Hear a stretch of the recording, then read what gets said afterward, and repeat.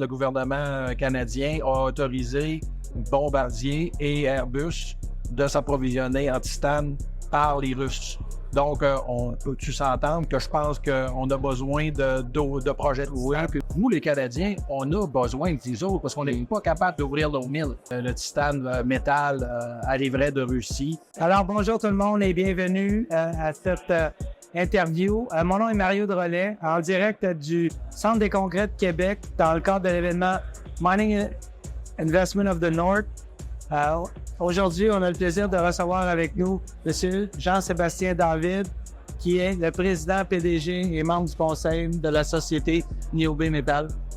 Bonjour, M. David. Salut Mario, ça va bien? Merci d'être avec nous aujourd'hui. Alors, sautons dans le vif du sujet tout de suite. Oui. Si tu me parlais un peu de toi, ton background. Donc, Jean-Sébastien David, je suis avec Niobé depuis 2014. Je suis membre du conseil d'administration depuis 2014, mais depuis tout près de 3 ans, j'ai pris la présidence du groupe. Initialement, moi, j'ai mon bac en géologie, ma maîtrise en gestion de projet de l'UQAC. J'ai fait des cours également avec l'Université de Besançon en développement durable. Donc, ma carrière a été beaucoup tournée autour des mines et environnement. Donc, j'ai vu un peu toutes les étapes des projets. Dans les faits d'armes qu'on me demande toujours, c'est clair que j'ai fait partie du premier groupe de Canadiens de Malartic. J'étais vice-président responsable des autorisations, donc tout le permitting de l'époque pour ce bon projet. C'est sûr que ce projet-là a été un game changer, je pense, pour plusieurs personnes qui ont fait partie de ce projet-là. Puis je pense que j'en suis un. Par la suite, j'ai décidé de travailler pendant presque 9 ans et demi pour un projet de phosphate qui a été autorisé. On a passé au BAP aussi pour ce projet-là. Donc, j'ai 2 BAP à mon actif. Donc, une belle expérience. Donc, je sais comment ça fonctionne, monter un projet ici. C'est une belle expérience de terrain. Oui. En plus, parce que ça prend pas juste ça. Oui. Ça prend toutes tes rencontres-là avec des parties des gouvernements pour pouvoir mettre en place le projet. Et il me manquait une corde à mon arc qui était d'être CEO, qui est une job qui n'est pas facile. Non, c'est une job de 7 jours sur 7 que je pourrais dire. Mais quand on est passionné... J'adore le projet, j'adore les mines, je trouve ça tellement important. Et surtout dans les dernières années, avec l'avènement des minéraux critiques et stratégiques, les nouvelles technologies pour décarboner notre industrie. Moi, je suis un passionné de mines. On le ressent à ton contact, de la façon que tu as. J'aime ça. Je trouve que j'ai le plus beau travail au monde, même si c'est pas toujours évident. Excellent. Si maintenant on parlait de vos actifs, je sais que vous avez une propriété au Québec, une propriété en Ontario. Oui. J'ai déjà fait le tour des 2 projets. Oui. Mais est-ce que tu pourrais nous décrire? Je vais faire le tour. On a le projet James Bay Niobium, qui est un projet qui est vraiment un pur clé, comme on appelle, de niobium. Ensuite, avec des valeurs, avec des excellentes valeurs. L'autre projet de niobium est un projet de niobium et de tantale. Okay. Il y a 2 choses à faire. Plus on a mis... Ce projet-là a manqué d'amour. Et moi, c'était une de mon travail quand je suis rentré, d'essayer de pousser puis d'aller au fond des choses pour le projet de Crevier.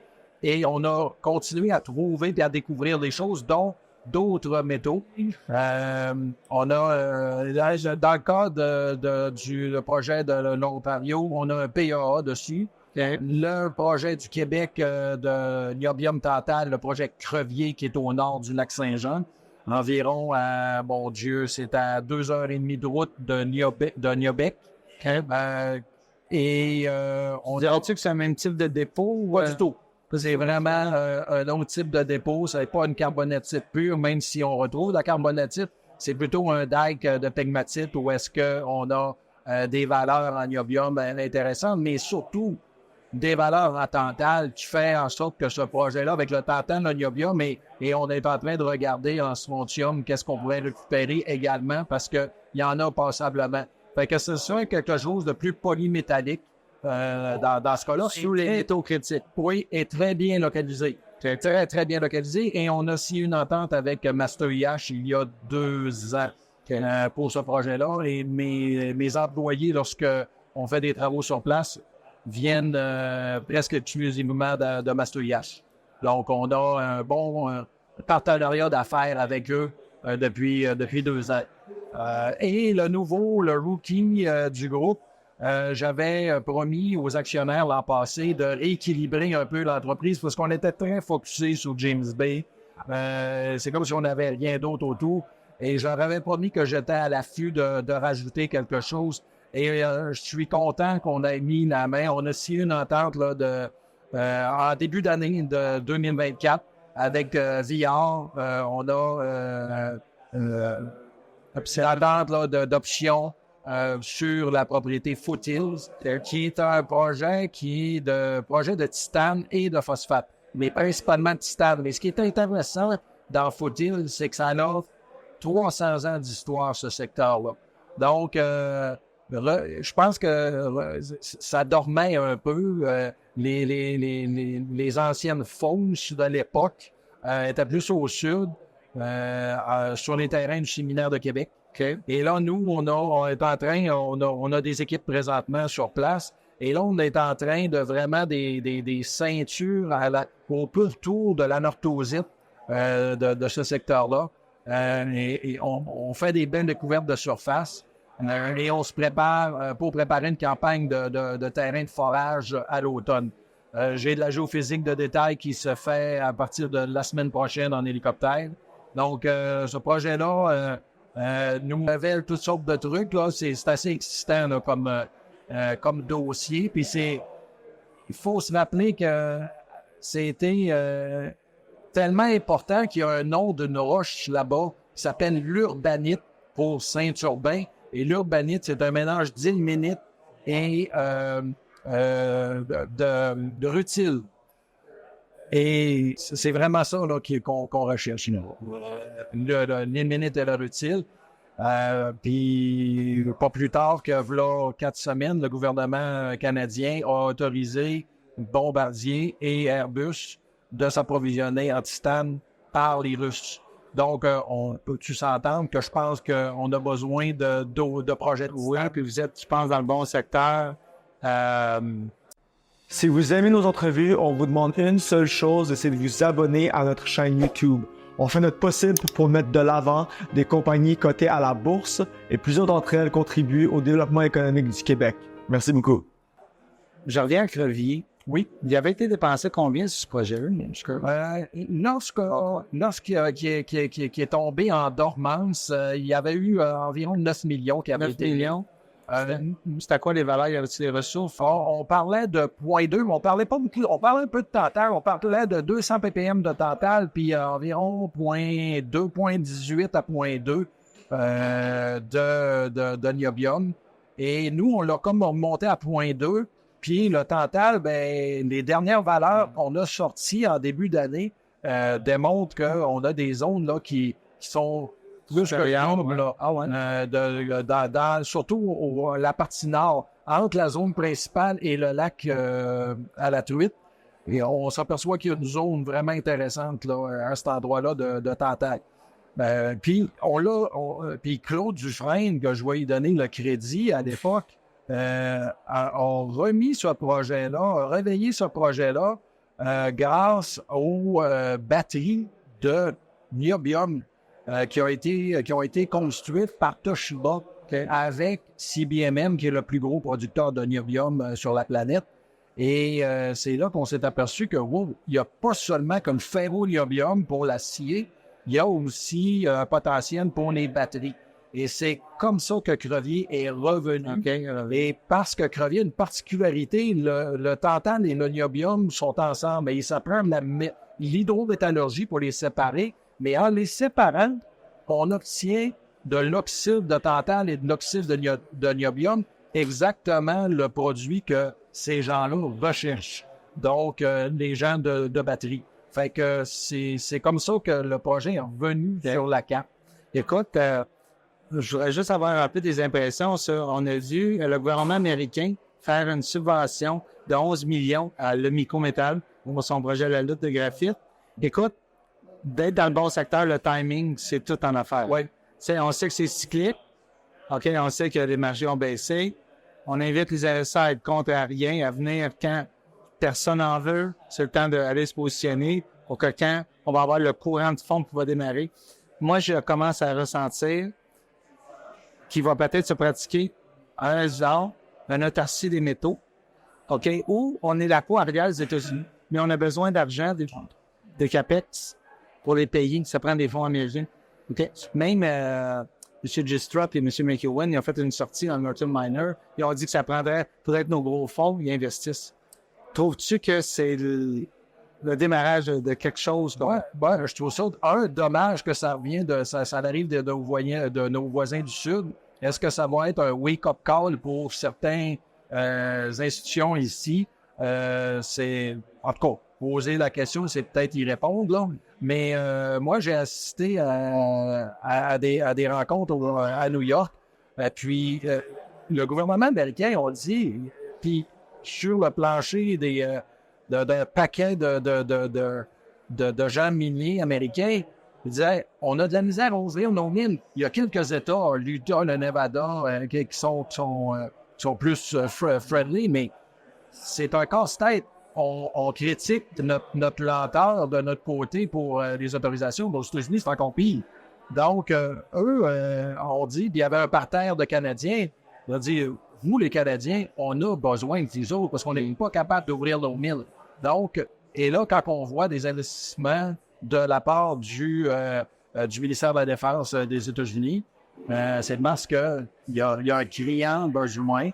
Et, on l'a vu en 2017 ou 2018, quand M. Trump avait ouvert l'entente NAFTA entre le Canada pour revenir négocier les prix de fer, les prix d'aluminium, parce qu'il avait promis, pour son premier mandat, il disait que s'il faisait un deuxième mandat, peut-être que ça va arriver, qu'il referait un gros programme majeur d'infrastructure aux États-Unis pour les routes et les ponts. Ça va prendre du fer, de l'aluminium. Non, je pense que puis le fait que je pense qu'on est sur la même longueur d'onde et qu'il faut absolument devenir s'autosuffire. Faut pas puis j'ai trouvé ça d'une tristesse épouvantable quand j'ai vu qu'on a autorisé à ce que le titane métal arriverait de Russie parce qu'on était mal pris et on n'était pas capable de fournir. Je trouve ça épouvantable. Donc, je pense que ce genre d'annonce-là, le fait que donner un signal en disant, il faut s'occuper de nos affaires, il faut avancer nos projets, puis, oui, le marché est difficile, mais le marché va le reconnaître un jour. À un moment donné, on n'aura pas le choix. C'est ça, on n'aura pas le choix. Ça cogne à nos portes. Tu sais, l'établissement de la vallée de la batterie, à Bécancour, ça va attirer des joueurs, ça crée des emplois. Il y a des compagnies déjà qui se sont inscrites dans cette vallée-là. On a vu Norwood, Ford. Oui. Tu sais, quand tu es capable d'attirer des joueurs de même, là, on se dit, OK, le futur, il y a un futur.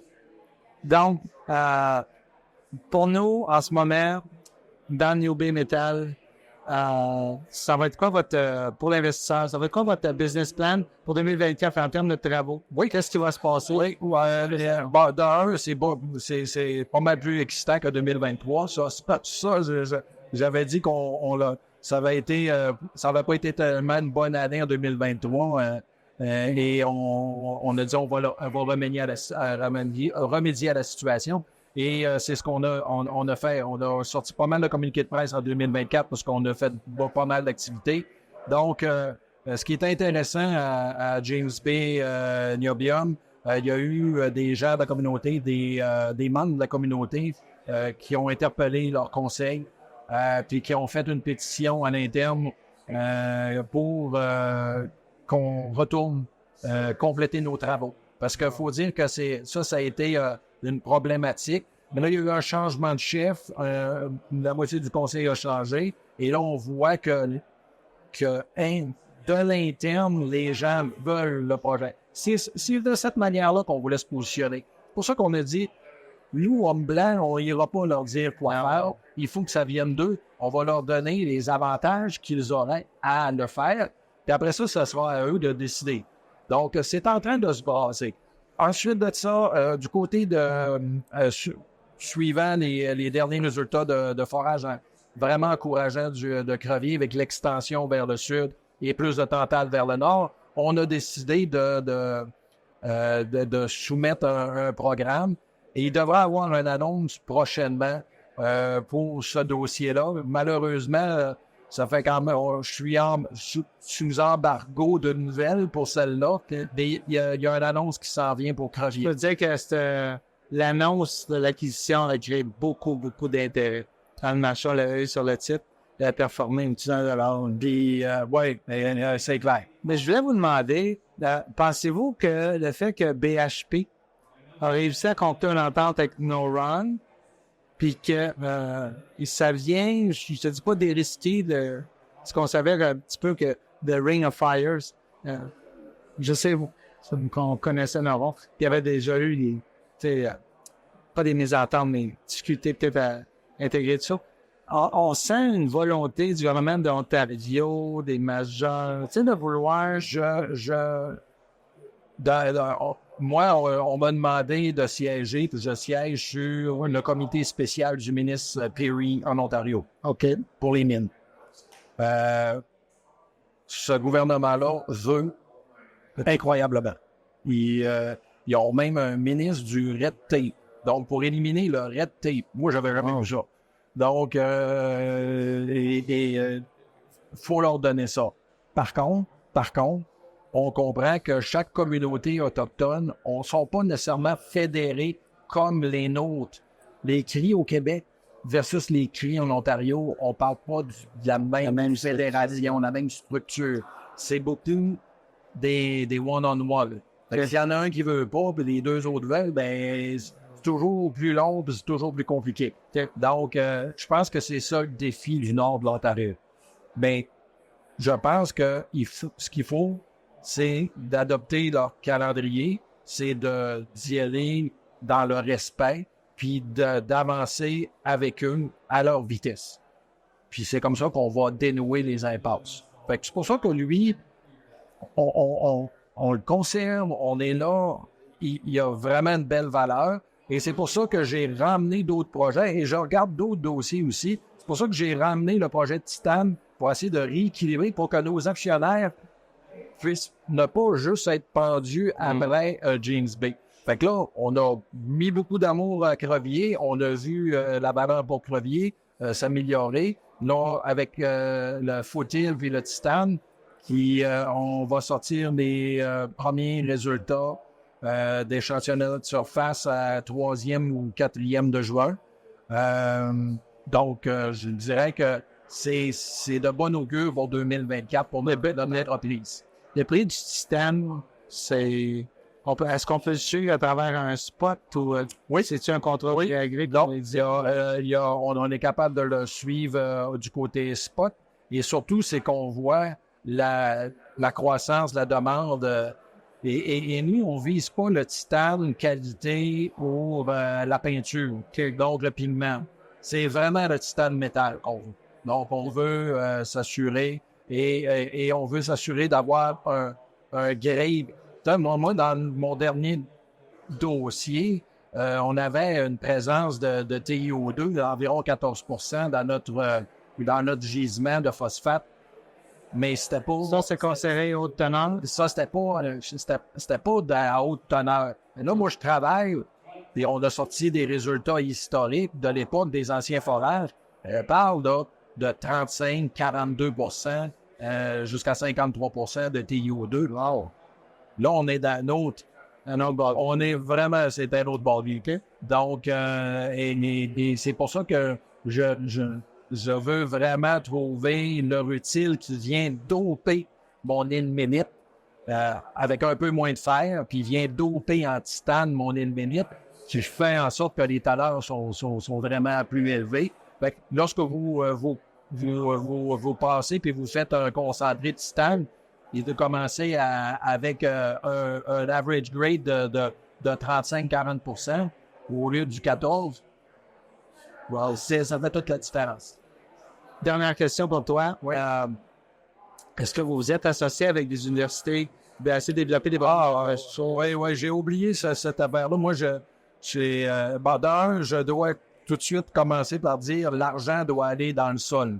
Ouais, nous, on a le G&A, on le baisse au maximum. Quand j'ai besoin de ressources, je les loue, je les prends dans le groupe Cisco, je les paye selon le temps. Fait que pour réduire vraiment notre G&A, pour mettre notre argent. Mais oui, j'ai quand même 3 projets de R&D. J'en ai un avec l'Université de Waterloo, avec des cellules pour les cellules de batterie pour l'hydrogène. L'hydrolyse de l'eau avec l'INRS et avec l'Université de Trois-Rivières. Dans ces 2 cas-là, on est en train de regarder pour substituer les éléments de groupe de platine pour l'électrolyse. Donc, des éléments qui sont les plus dispendieux du tableau périodique, presque, pour le substituer avec du niobium. Donc, on est en train de regarder est-ce que ça fait le même travail ou est-ce que ça fait mieux le travail, mais je vous dirais que juste à faire le même travail, on viendrait de couper de 3 fois et plus le prix d'achat de métaux pour pouvoir faire de l'électrolyse de l'eau pour la création d'hydrogène. Fait que ça m'attire parce que chez BMM a déjà travaillé sur les batteries, Fait que moi, j'ai été vers quelque chose que les gens n'avaient pas vu encore. Ouais. Donc, on a des partenariats. Écoute, je te dirais qu'à la lumière de cette entrevue-là, tu m'as amené sur d'autres niveaux que je ne connaissais pas de Neobay, puis on en apprend toujours, puis je tiens à te remercier beaucoup pour ça. J'espère que les investisseurs vont aimer la présentation. En terminant, merci à tout le monde. Symbole NBY sur le TSX Venture. Merci à M. Jean-Sébastien David, président directeur général et membre du conseil. Merci pour votre temps. Merci, Mario. Plaisir.